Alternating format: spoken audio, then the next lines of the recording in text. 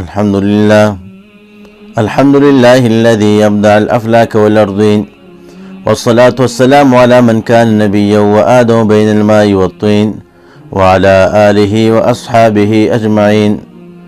أما بعد، فقد قال رسول الله صلى الله عليه وسلم: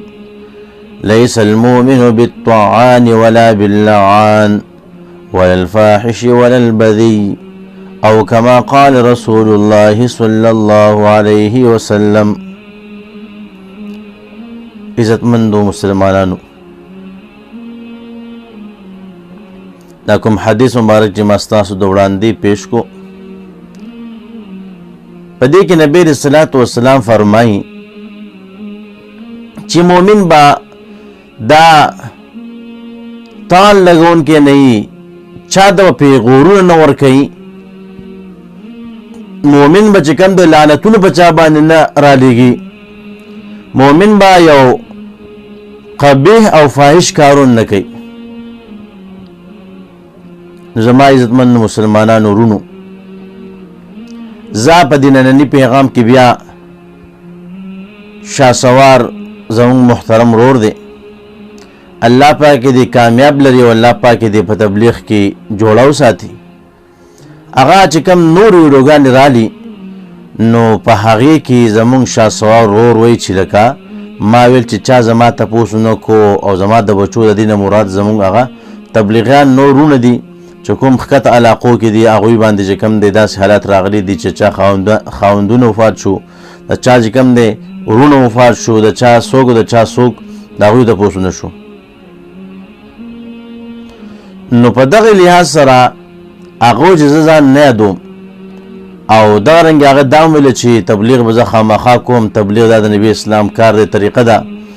نو بهرحال له دې خبر نه خو ماشاءالله دا معلومیږي چې د دا یعنی د مخکینی پیل ته تلل نشته او دا ولته نه ځي. که مخکې کومه خبره کړې کېدای شي شاید هغې په غلطۍ کړي او د هغه چې کوم دی په غلطۍ کې دین شوي، نو زمونږ په ده باندې ښه امید دی چې انشاءالله دا به نه ځي، دا به هم په دغې تبلیغ کې. او الحمدلله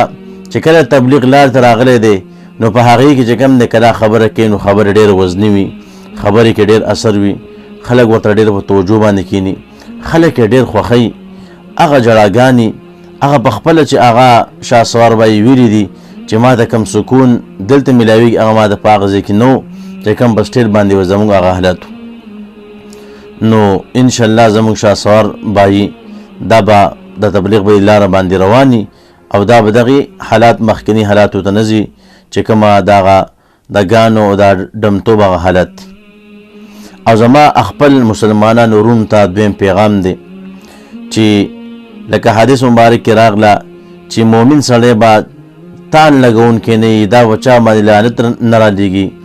نو محترمو په کمنټو کې داسې خبرې کول چې لکه په ده باندې لعنت رالیږل،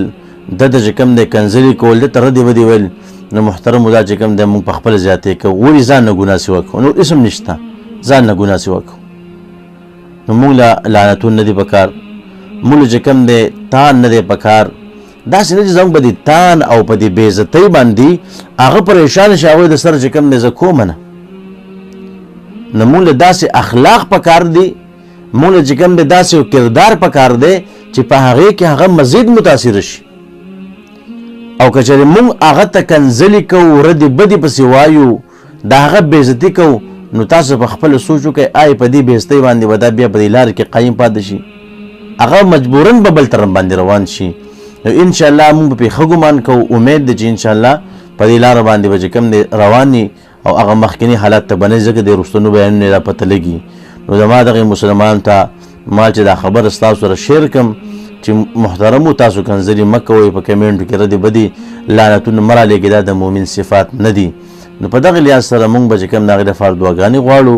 موږ به د هغې لپاره ښه سوچونه کوو، الله پاک به چې کوم دی انشاءالله هغه به دې لار کې دغه شان ساتي.